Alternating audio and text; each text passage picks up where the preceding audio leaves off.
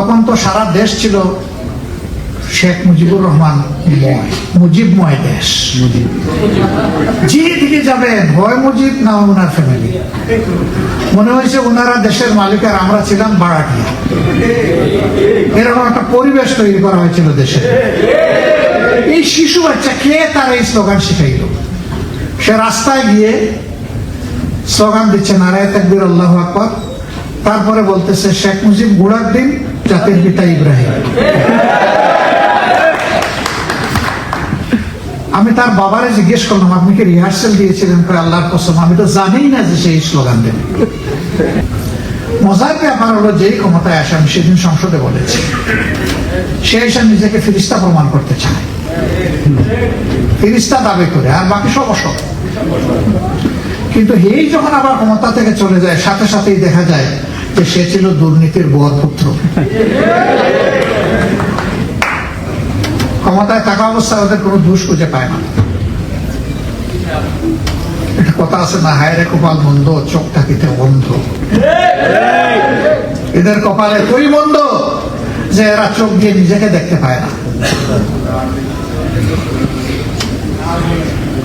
এইবার 24-এ একটা বড় ধরনের ঝুঁকি জাতিকে নিতে হয়েছিল। আমরা তরুণ যুব সমাজকে স্যালিউট জানাই, বারবার জানাতে থাকবো, কারো ভালো লাগুক না লাগুক। 15.5 বছর অনেক আন্দোলন করেছি, অনেক নির্যাতন সয়েছি, গুণ এবং খুনের মধ্য দিয়ে আমরা এগিয়েছি, আন্দোলন করেছি, কিন্তু আমরা জগদ্দল পাথর সরাতে পারিনি, ফ্যাসিস্টদেরকে আমরা তাড়াতে পারিনি। আমাদের এই যুবক যুবতী কলিজার টুকরা সন্তানেরা যখন জেগে উঠে রাস্তায় এসে খালি হাতে জানান দিল যে জীবন দিব কিন্তু ফেসিবাদকে আর মেনে নেব না, তখনই আল্লাহর মেহেরবানি ফেসিবাদের পতন হলো। এখন অনেকে কাউকে শিশু বলে, আবার অনেক কিছু বলে। ভাই, এত বড়ই যদি ছিলেন, বুদ্ধাই ছিলেন, এত যোদ্ধাই যদি ছিলেন, তাহলে এই বুদ্ধা যোদ্ধার আনলে কেন পারলাম না বিদায় লিখে? ওই আন্দোলনেও বেজাল ছিল। দিনের বেলা আন্দোলন করে, রাতের বেলা হাত নেয়। এই আন্দোলনে ফ্যাসিস্টরা বিদায় নিবে কিভাবে? ইম্পসিবল, নিবে না। আন্দোলনকারীদের তখন রক্ত ওরা বুঝে ফেলেছে, ডিএনএ টেস্ট করে বুঝেছে তারা নিরাপদ। আমার সম্মানিত ভাই এবং বোনেরা, আমি কৃতজ্ঞতা আদায় করি আপনাদের। এবারকার এই নির্বাচনে আল্লাহ ভালো জানেন, লোকেরা বলে যে আমাদেরকে হারিয়ে দেওয়া হয়েছে, কিন্তু আমি প্রবাসী ভাই বোনদের কাছে দারুণ ঋণী। প্রত্যেকটা নির্বাচনী আসনে প্রবাসীদের যে ভোট, সেই ভোটের গড় 65% পেয়েছে জামাত ইসলাম। আসলে আমরা পাইনি, আপনারা আমাদেরকে উপহার দিয়েছেন। আমরা পাইনি, আপনারা আমাদের ঘাড়ের উপর আপনাদের আমানত রেখেছেন। আমরা তো এখানে এসে আপনাদের কাছে ভোটও চাইতে পারিনি। আপনাদের এই আস্থা জন্মেছিল, এরা দুর্নীতির বিরুদ্ধে অবস্থান নিয়েছে, এরা ইনসাফের পক্ষে অবস্থান নিয়েছে। এই দুইটা জিনিস যদি সমাজে পেয়ে যায়, তাহলে বাকি অসুখ বিসুখ যা আছে এগুলো দূর করা যাবে ইনশাআল্লাহ। এই আস্থার জায়গা থেকে আপনারা আপনাদের মূল্যবান ভোটগুলো আমাদেরকে দিয়েছে। আমি আরেকবার আমার দলের পক্ষ থেকে আপনাদের প্রতি গভীর কৃতজ্ঞতা জানাচ্ছি, আপনাদের এই আস্থার জন্য, ভালোবাসার জন্য। কোনো আফসোস নাই, আমাদেরকে যদি হারিয়েও দেওয়া হয়ে থাকে, সেটা আল্লাহ তাআলাই ভালো জানেন। তিনি একমাত্র নির্বিজাল জ্ঞানের অধিকারী, তার জ্ঞানে কোনো ভেজাল নাই, কোনো ঘাটতি নাই, স্বয়ং সম্পূর্ণ জ্ঞান আল্লাহ তাআলা। সেই আল্লাহর কাছে এটা ছেড়ে দিলাম। আমরা 77 জন 4টা দল থেকে সেখানে রিপ্রেজেন্ট করছি আল্লাহর মেহেরবানিতে সংসদের ভিতরে। আমরা 77 জন নিজেদেরকে নেতা মনে করি না, আমরা মনে করি আমাদের দুঃখী জনগণের আমরা চৌকিদার, আমরা পাহারাদার, আমরা গার্ড। দোয়া করবেন 5টা বছর আমরা যেন জাতির দেওয়া এই চৌকিদারের দায়িত্বটা পালন করতে পারি। জাপানে বোধহয় এটা দরকার নাই, কারণ তাদের সোশ্যাল সিস্টেম এন্ড ডিসিপ্লিন, তাদের সিকিউরিটি সিস্টেম এতই ইম্প্রুভাইজ যে ঘরে ঘরে দারোয়ান রাখার গেটে প্রয়োজন নেই। হয়তো অফিস আদালতে থাকে, কিন্তু রেসিডেন্সিয়াল এলাকায় থাকে কিনা বিল্ডিং এ আমি জানি না, এরকম থাকতে পারে, নাও থাকতে পারে। দারোয়ানের কাজ আমাদের দেশে কি, সে ফর এক্সাম্পল একটা অ্যাপার্টমেন্ট, সেখানে 50টা ফ্ল্যাট আছে, 3 জন দারোয়ান বা 6 জন দারোয়ান রাখা হচ্ছে। তাদের কাজ হলো রাউন্ড দ্য ক্লক শিফটিং ডিউটিতে 8 আওয়ারলি তারা ডিউটি পালন করবে। ওই বাকি 50টা ফ্ল্যাটে যত এখানে রেসিডেন্ট আছেন তারা যেন শান্তি এবং নিরাপত্তার সাথে থাকতে পারে। এই 77 জনের এখন দায়িত্ব হচ্ছে দারোয়ানের ভূমিকা পালন করে জাতির সম্পদ কেউ যাতে চুরি করতে পারে, ডাকাতি না করতে পারে, এদেরকে রুখে দেওয়া হচ্ছে। আমরা সংসদে প্রথম দিন গিয়ে বলেছি আমরা অন্ধ বিরোধী দল নই, যে সব কিছুতে বিরোধিতা করতে হবে। ভালো কাজ করবেন, সমর্থন করব, সহযোগিতাও করব, কিন্তু দেশ জাতির কোনো ক্ষতি করবেন আমরা মোটেই এটা টলারেট করব না। আমরা সাথে সাথে অবশ্যই প্রতিবাদ করব। সেই প্রতিবাদ যদি সংসদের ভিতরে কার্যকর হয়, এনাফ ইজ এনাফ, আমরা বাইরে যাব না এটা নিয়ে। কিন্তু সেই প্রতিবাদে ঔষধে যদি সংসদের ভিতরে কাজ না হয়, হোমিওপ্যাথিতে কাজ না হলে এলোপ্যাথিক মেডিসিনে কাজ না হলে তখন তো সার্জারিতে যেতে হবে। আমরা সেভাবেই আগাবো। প্রথম অধিবেশন শেষ হয়েছে, আপনারা দেখেছেন আমাদের অবস্থান তাই ছিল। আমরা ন্যায়ের পক্ষে ছিলাম, অন্যায়ের বিপক্ষে ছিলাম। কিছু অন্যায় বোঝা চাপিয়ে দেওয়া হয়েছে জাতির ঘাড়ে, আমরা ওয়াক আউট করেছি, প্রতিবাদ করেছি। আমরা করে ঠান্ডা হয়ে বসে থাক নাই যে আমাদের কাজ শেষ। নো, আমরা বলেছি ইয়েস, আমরা চাই সংসদের ভিতরেই সবকিছুর ফয়সালা হোক। যদি না হয় তাইলে একই সাথে 2 জায়গায় আমরা আন্দোলন চালিয়ে যাব, সংসদের ভিতরে এবং রাজপথে। তবে হ্যাঁ, রাজপথে আন্দোলন করতে গিয়ে আমার দেশের সম্পদ মেসের কাঠি আর পেট্রোল দিয়ে আমরা জ্বালিয়ে পুড়িয়ে ছাই করব না। অন্যের সম্পদে হাত দেওয়ার, ধ্বংস করার কোনো অধিকার আমাদের নেই। আমাদের সন্তানরা শিখিয়ে গেছে ওগুলা ছাড়াও যারা অটোক্রেটিক, যারা ফ্যাসিস্ট, যারা কর্তৃত্ববাদী শাসক, তাদেরকে বিদায় দেওয়া যায়। এমনকি তারা দুপুরের ভাত না খেয়ে দেশ থেকে চলে যেতে পারে। আবার কেউ চলে যেতে গিয়ে কলা পাতার উপরেও ঘুমায় না। আমাদের সন্তানদের হাতে একটা দাও ছিল না, একটা সুরাও ছিল না, একটা রডও ছিল না, একটা হকি স্টিকও ছিল না। এরকম একজন শিশু যোদ্ধার মাকে আমরা সংসদে এবার মনোনয়ন দিয়েছি। গতকাল তিনি শপথ নিয়েছেন। আমি তার বাড়িতে গিয়েছিলাম গত রমজানের আগের রমজান। একটা মসজিদে ছিলাম 10 দিন, বের হয়ে শহীদদের বাড়িতে গেলাম কত। তো ও বাড়িটাও গিয়েছিলাম। তাদের পরিবারের 2টা মাত্র সন্তান, এ ছিল বড়। তারও বয়স মাত্র 7 বছর। ওই টিভিতে দেখছে, দেখে বলছে বাবা আমিও যাবো যুদ্ধে, আমার নিয়ে যাবো।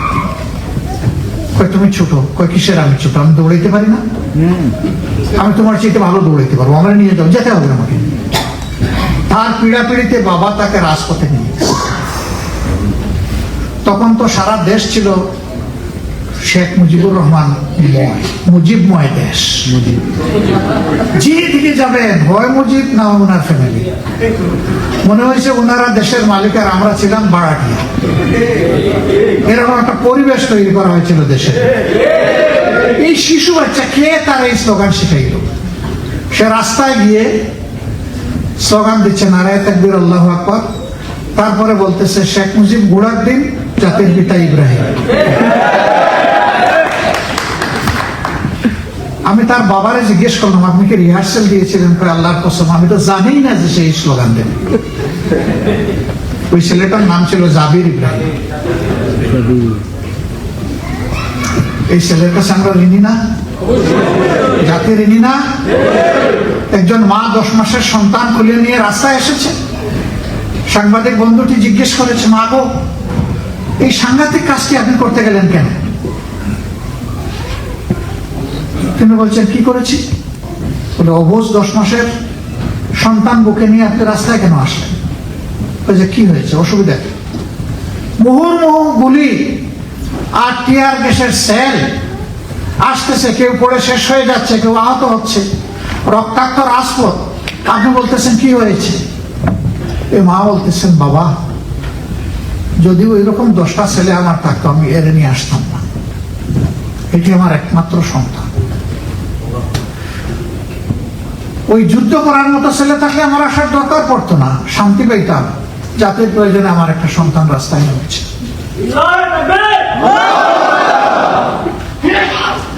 আমি সন্তান নিয়ে এসে এখানে সাক্ষ্য দিলাম যে 10 মাসের শিশুটি আমার একমাত্র সন্তান নয়, আজকে রাস্তায় যতগুলা ছেলে মেয়ে নেমে এসেছে সবগুলো আমার সন্তান। এই মায়ের কাছে আমরা কি ঋণী নই? এই অবুঝ বাচ্চার কাছে আমরা ঋণী নই? এই ঋণবোধকে আমাদেরকে তাড়া করা উচিত নয়? কিন্তু আফসোস, আমরা ওভারনাইট ভুলে গেলাম। 5 তারিখের বিপ্লবী যারা, এদের সাথে সময় সময় আমাদের যোগাযোগ হচ্ছিল, কখন কি অবস্থা তাদের আর কি করতে হবে আমাদের পরামর্শ। 3 তারিখ রাত 3:30 ওদের একটা ফোন আসে যে আমরা খুব ইনসিকিউর ফিল করছি। জিজ্ঞেস করলাম, তোমরা কয়জন এখানে, কোথায়? তারা একটা এলাকার অ্যাড্রেস বললো, কিন্তু নির্দিষ্ট ভাষার কথা বললো। কয়জন? বলে যে 12 জন।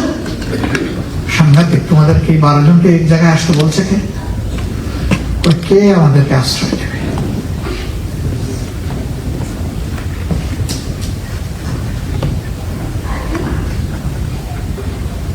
আমাদের আশ্রয় দিবে কি? আমি আলোরের সাথে একটু বক নিয়ে বললাম, তোমরা 3 ভাগ হয়ে যাও, 1 ভাগ ওখানে থাকবা, 2 ভাগ এখান থেকে আউট হয়েছে।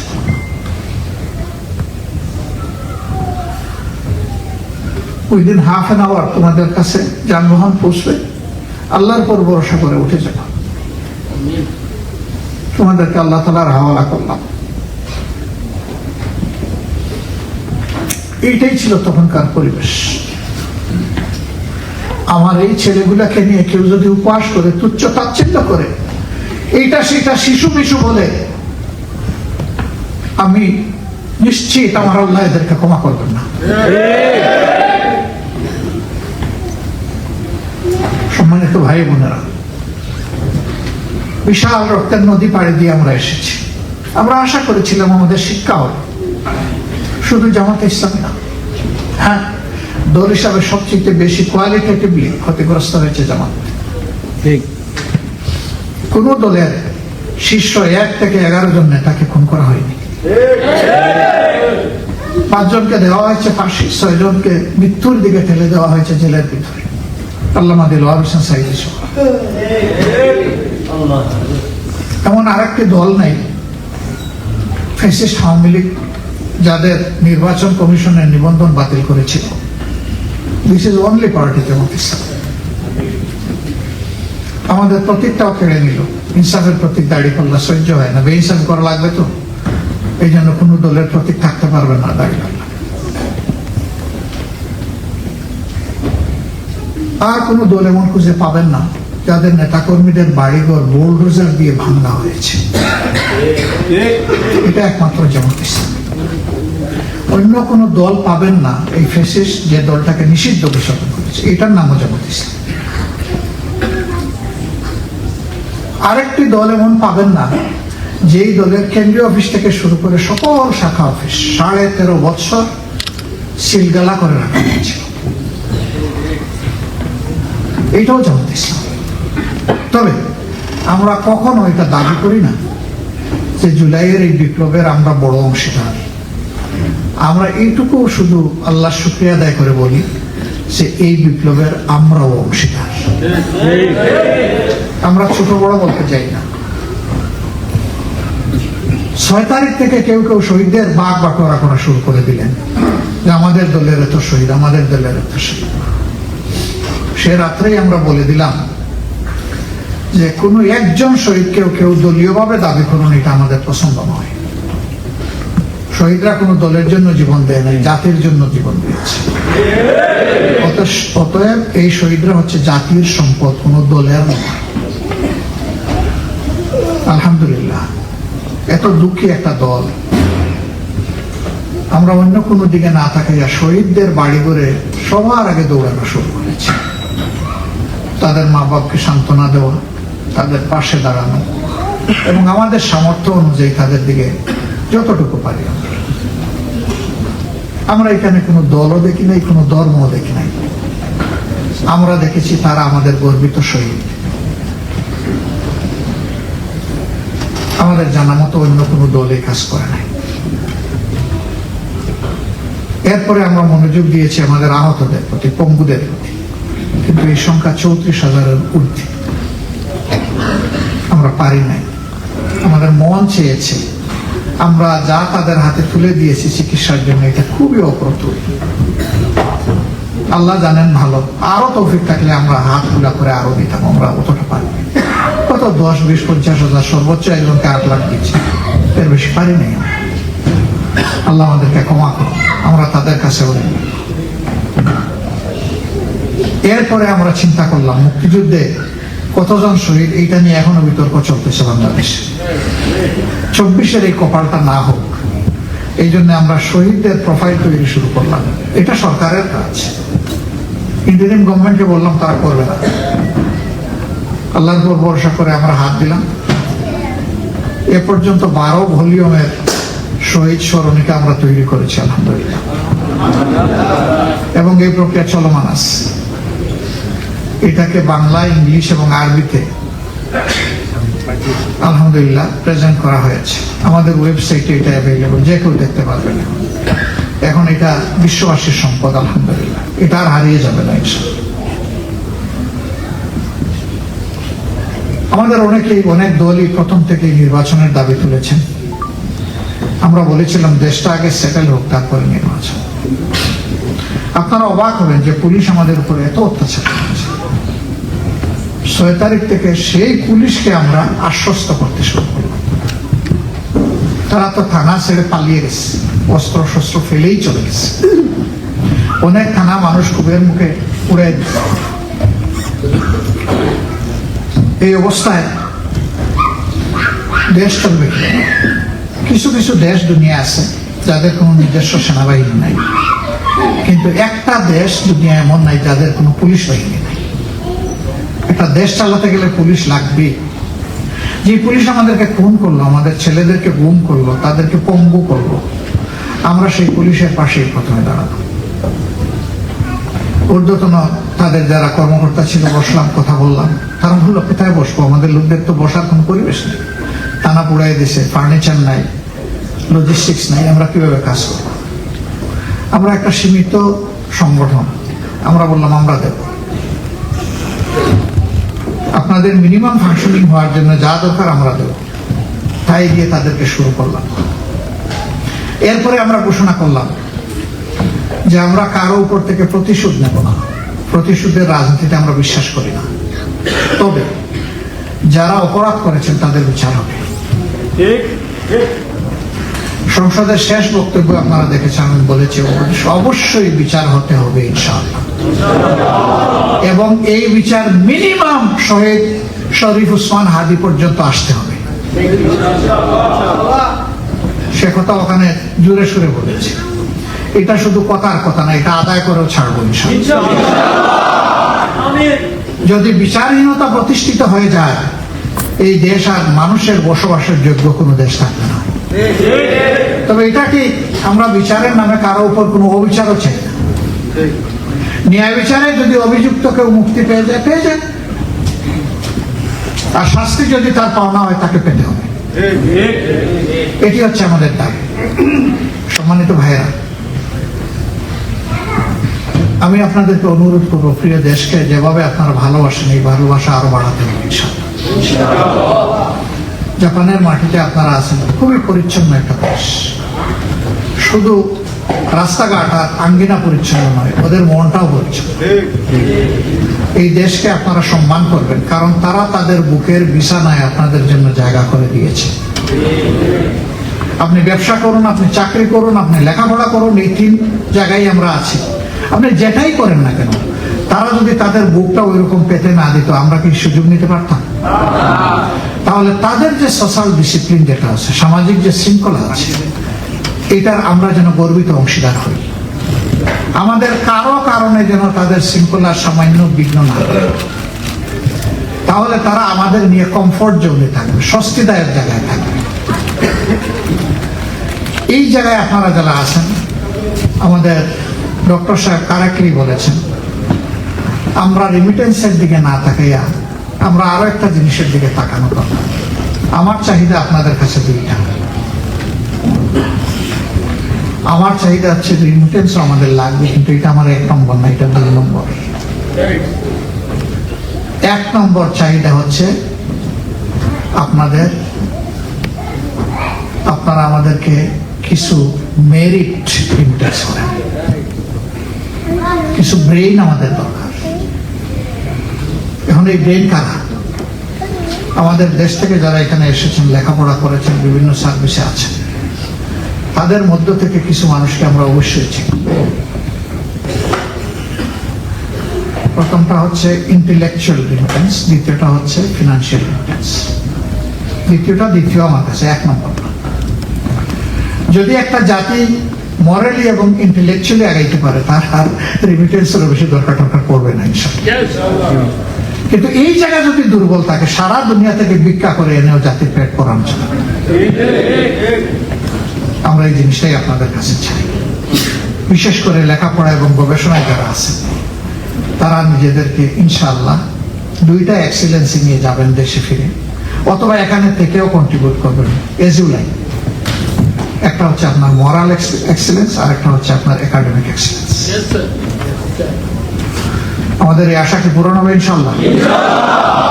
আমরা বুকে জড়িয়ে নেব আপনাদেরকে।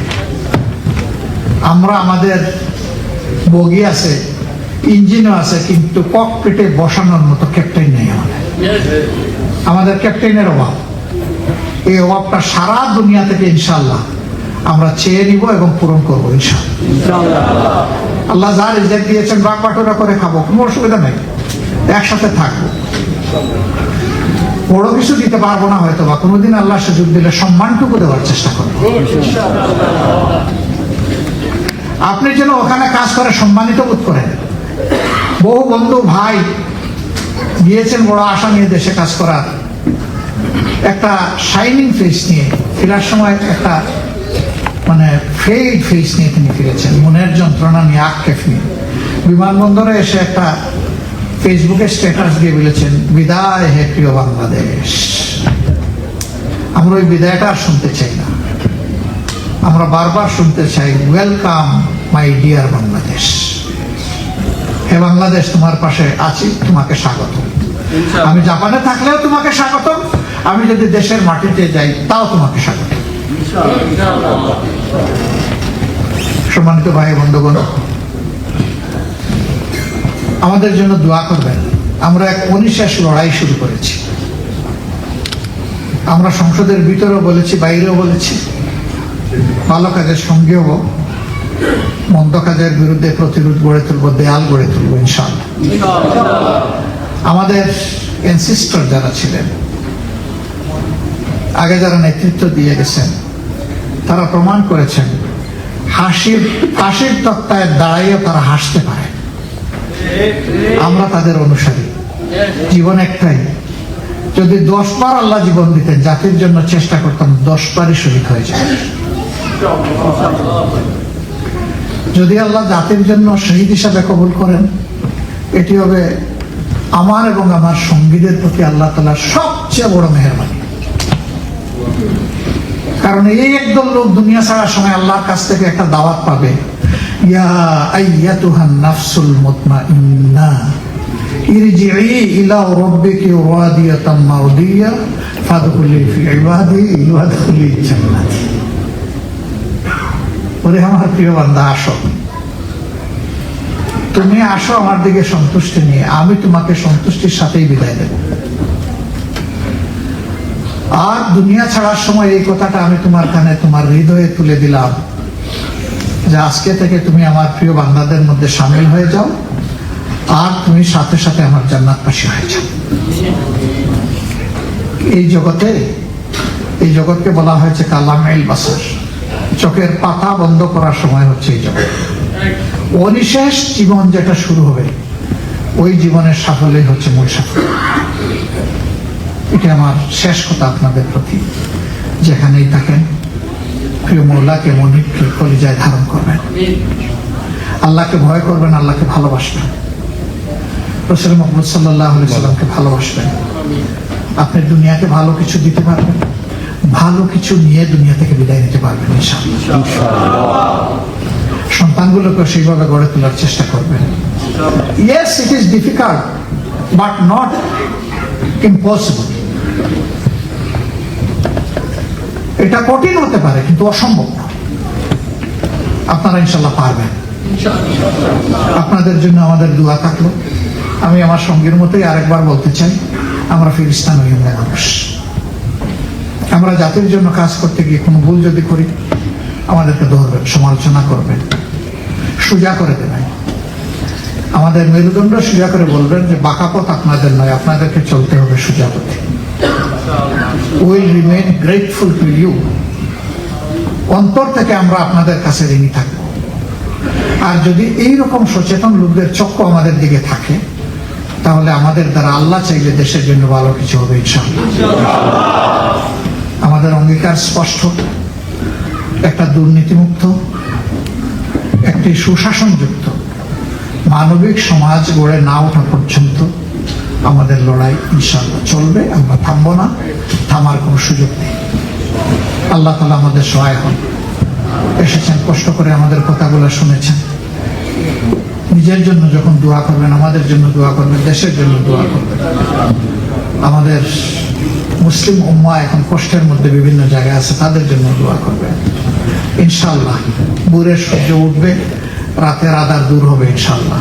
নাসরুম মিনাল্লাহি ওয়া ফাতহুন কারীব ওয়া বাশশিরিল মুমিনিন। আসসালামু আলাইকুম ওয়া রাহমাতুল্লাহি ওয়া বারাকাতুহু।